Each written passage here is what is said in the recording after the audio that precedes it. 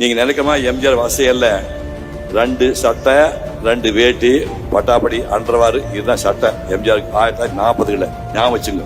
இதான் எம்ஜிஆர் உடைமை. நாட்டை ஆண்டாருல அப்புறம் இதை என்ன பண்ணுவாரு, இந்நேரம் ஆன உடனே அந்த 2 சட்டையும் அந்த வேட்டி எடுத்து பாக்கெட்டுக்குள்ள போட்டு ஊற போட்டு சோப் போட்டு வாஷ் பண்ணி துணியில் போட்டு காலையில அது அரைக்கு உரமா காஞ்சிருக்கு. இசை பெட்டியெல்லாம் கிடையாது. சொம்புக்குள்ள தண்ணி குடிக்க சொம்புக்குள்ள சுடுகரியை போட்டு சூடான உடனே சொம்பு இஸ்திரி போடுவார். கற்பனை பண்ணி பாருங்க.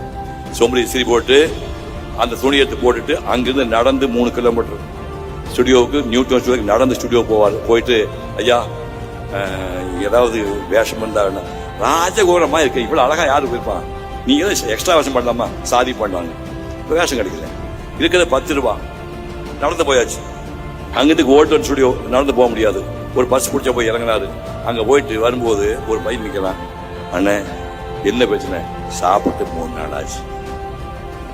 உடனே இந்த பஸ்ஸுக்கு போக மிச்சம் 7 ரூபாயில 3 ரூபாய் அப்போதே எம்ஜிஆர் தானம் பண்ணாரு.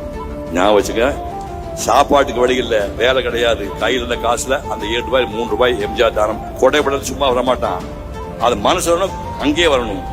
அந்த 7 ரூபாய் இருக்கும் போதே 3 ரூபாய் எம்ஜிஆர், அதனால தான் கொடையுள்ள வந்தாரு. அப்படி இருந்தாரு. 2 சம்சாரம், முதல் சம்சாரம் 2 விஷயம் செத்து போச்சு. எம்ஜிஆர் வாழ்க்கையெல்லாம் ஐயா நீங்க நினைக்கிற மாதிரி சந்தோஷமா இல்ல. 19 வருஷம் கல்யாணம் பண்ணாரு, 2 வருஷத்துல பொண்டாடி செத்து போகுது. சோறு போட முடியல, வசதி இல்ல, அந்த மாதிரி 2 செத்து போறாங்க. இன்னொரு அம்மா கல்யாணம் பண்றாங்க, 18 வருஷம் டிபி பேஷண்ட். 2வது சம்சாரம் 18 வருஷம் டிபி பேஷண்ட்.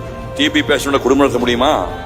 அங்க ரோடு வாட்டாக்ஸ் ரோடுங்கிறது சென்ட்ரல் ஸ்டுடியோல இருந்து ஒரு கிலோமீட்டர் அந்த பக்கம். அங்கிருந்து சைக்கிள் ரிக்ஷா பிடிச்சு சைக்கிள் ரிக்ஷால டிபி பேஷண்ட் பொண்டாட்டி உட்கார வச்சு அங்கிருந்து மயிலாப்பூர் வரைக்கும் ஒரு 5 கிலோமீட்டர் நடந்து போவாரு.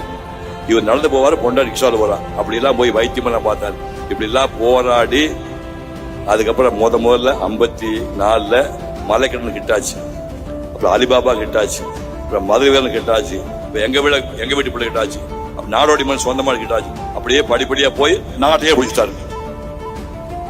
அதாவது வள்ளுவர் என்ன சொல்றாருன்னா, அளவு கடந்த துன்பத்தை தாங்குபவன் ஒரு நாள் உச்சம் தொடுவான். ஞாபகம் வச்சுக்க. ஏன்டா நம்ம கஷ்டம் சொல்லாதீங்க, புரியுதா? உனக்கு கஷ்டம் வந்தா கடவுள் சோதிக்கிறான்னா உன்னை பெரிய ஆள் ஆக்குவான்னு நினைக்கணும். எப்பவுமே தாமரை பூ மேல வாழ முடியாது.